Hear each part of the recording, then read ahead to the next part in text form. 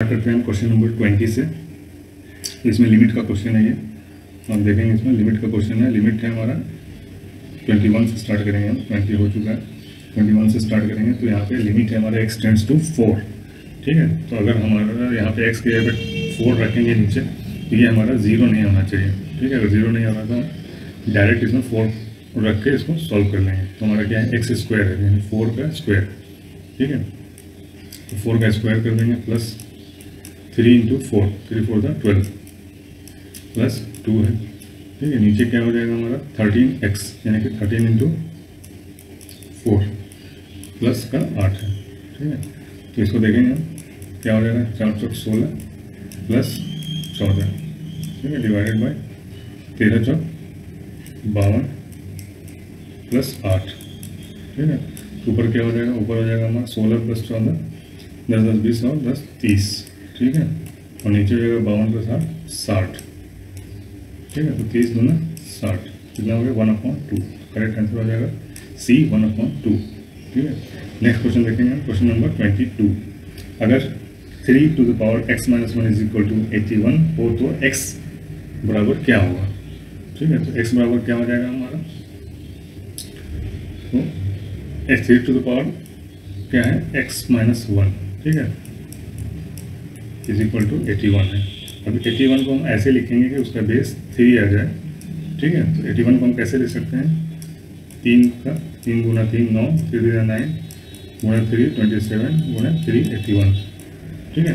तो 3 to the power 4 हो जाएगा 81 equal to 3 to the power 4, यानी यहाँ 3 to the power x minus 1 है, यहाँ पे 3 टू द पावर 4 है।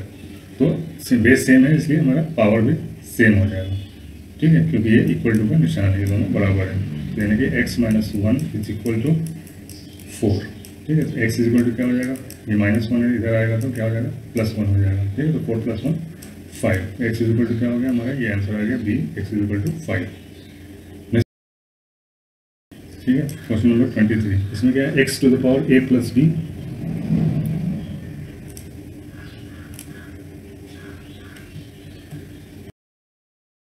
a plus b upon x to the power minus c equal to क्या होगा अगर a plus b plus c is equal to 0 है। तो सिंपल है, बहुत ही आसान क्वेश्चन है ये, ठीक है। तो ये दोनों में बेस सेम है, ठीक है। तो बेस सेम है तो हमारा जब वो डिवीज़न होता है तो माइनस हो जाते हैं, यानी कि घटा रहते हैं, पावर्स घटते हैं। जब ये मल्टीप्लाई होता है तो पावर्स जुड़ते हैं, ठीक है। तो यहाँ पे डिवाइड हो रहा है, तो a plus b x to the power क्या हो जाएगा, ये a प्लस बी पहले से है और नीचे x to the power minus C से डिवाइड हो रहा है, तो हमारा ये माइनस का माइनस सी ऐसा हो जाएगा, ठीक है।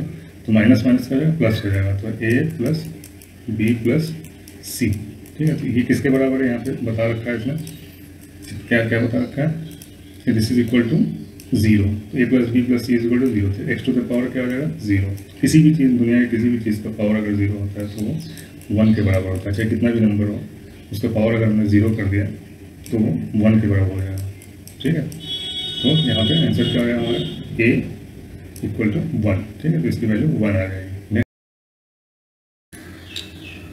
नाउ क्वेश्चन नंबर 24, ठीक है। इस क्वेश्चन में क्या है, हमारे पास ये एक्सप्रेशन दिया हुआ है, इसको तकसीम करने पर बाकी हासिल होगा।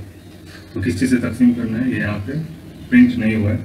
तो एक्चुअल में ये क्वेश्चन था कि x माइनस 2 से हमको डिवाइड करने पे क्या हासिल होगा, ठीक है। x माइनस 2 से हमको डिवाइड करना है, ठीक है।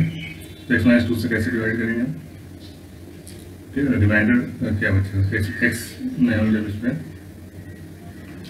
x माइनस 2 में हम मल्टीप्लाई करेंगे, मान लीजिए कि x से मल्टीप्लाई किया, तो इसको डिवाइड कर लेते हैं सीधा, एक्स क्यूब लिखते हैं, x cube minus 3x square, ठीक है, प्लस का 4x माइनस का 5, ठीक है। इसको हम डिवाइड करेंगे, इससे डिवाइड करेंगे x माइनस 2 से, ठीक है, x माइनस 2 से। अभी देखिए क्या करेंगे, x से हम लेंगे, x स्क्वायर से मल्टीप्लाई करेंगे तो क्या हो जाएगा हमारा x क्यूब और माइनस का 2x square minus 2x square, ठीक है। इसको माइनस करेंगे, ये प्लस हो जाएगा, ये कट जाएगा, तो ये आएगा आपका माइनस का एक्स स्क्वायर बचेगा यहाँ पे, ठीक है। फिर ऊपर से नीचे ले लेंगे प्लस का 4x, ठीक है। फिर से एक बार हम माइनस एक्स से हम, ठीक है, प्लस से भी कर सकते हैं, प्लस एक्स से मल्टीप्लाई करते हैं, फिर हो जाएगा हमारा एक्स स्क्वायर माइनस 2x, ठीक है। ये कट जाएगा, यहाँ पे क्या बचेगा 2x, ठीक है। अब नीचे हम क्या लेंगे, हम लेंगे माइनस का 5, ठीक है। तो x से माइनस का माइनस 2 से मल्टीप्लाई कर देंगे, तो यहाँ पे हमारा क्या हो जाएगा माइनस 2x और minus minus plus 2 to the 4, ठीक है। ये कट जाएगा, यहाँ पे क्या आएगा माइनस का 1, क्या रिमाइंडर बचा माइनस का 1, हमारे यहाँ पे आंसर है माइनस का 1, ठीक है। नेक्स्ट क्वेश्चन है क्वेश्चन नंबर 25। इसमें क्या √2 the power 8 is equal to क्या होगा, ठीक है। तो √2 को हम क्या लिखते हैं 1/2 लिखते हैं, पावर को रूट में अगर पावर होता है तो उसको हम 2 to the पावर 1/2 लिख सकते हैं, ठीक है। ये √2, इसका पावर फिर क्या हो जाएगा, इसका पावर 8 बोल रहा है, ठीक है। पावर टू द पावर होता है तो क्या होता है मल्टीप्लाई हो जाता है पावर, ठीक है। तो 2 to the power 1/2 multiplied by 8, ठीक है।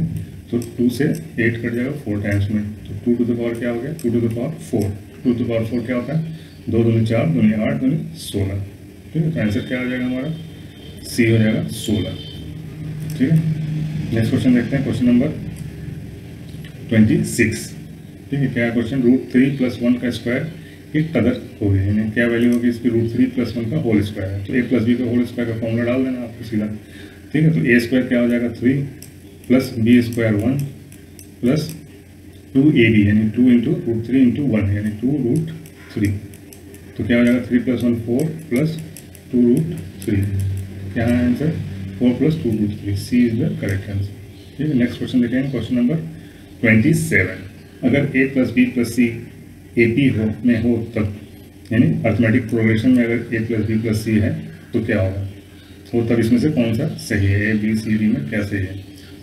तो अगर अर्थमेटिक प्रोग्रेशन होता है तो क्या होता है कि किसी भी लगातार 2 नंबर लेंगे, उनका जो डिफरेंस होता है वो बराबर होता है, यानी कि b - a जो होगा वो बराबर होगा c - b के, ठीक है। तो a b c सब में इन्वॉल्व है, a b c,